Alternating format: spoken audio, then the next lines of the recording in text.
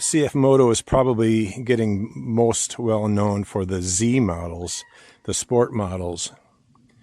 So why would anybody choose the Uforce instead? Well, there's probably three primary reasons. The first and most obvious reason is that this is the simplest and plainest, which means it's the least expensive model that they offer. This two-seater, 2.5-seater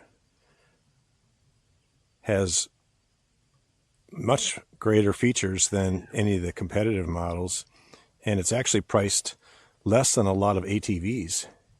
So price is the primary choice. The second reason you'd get the utility model instead of the sport model is the bed. If you are on a rural property, or you're a hunter, or you're have any application around the farm where you need to haul wood, feed, hay, whatever the case might be, then obviously you're going to want a bed, and that is a dump box. I think the capacity is 500 pounds, if I remember right.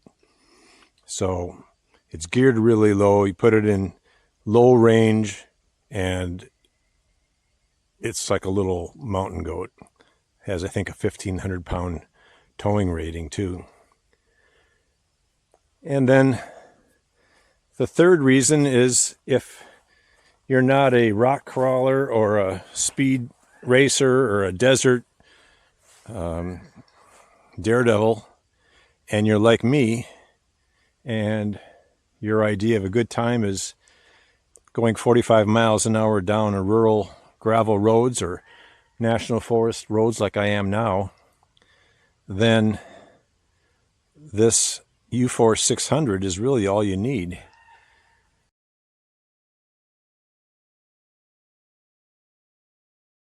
If I was driving a turbo 1000 out here, I wouldn't have gone any faster than I went on this trip so far.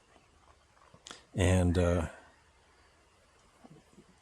unfortunately, it's those high-powered, overpowered machines that are giving the rest of us side-by-side riders a bad name, because the only place that they can stomp on the gas is on the curve, and they rototill and carve out all the curves on all the trails.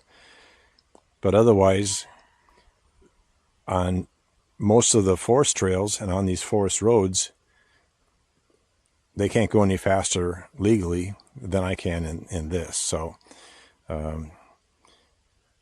lots of good reasons to stay with the utility model. CFMoto does make a Uforce 1000 now, which is a true 3-seater, a little wider, and of course bigger engine.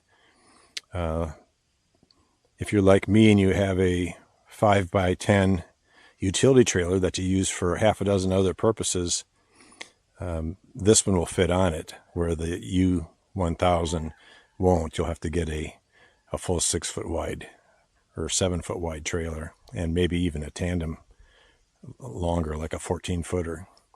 So a couple good reasons for staying with the Uforce 600.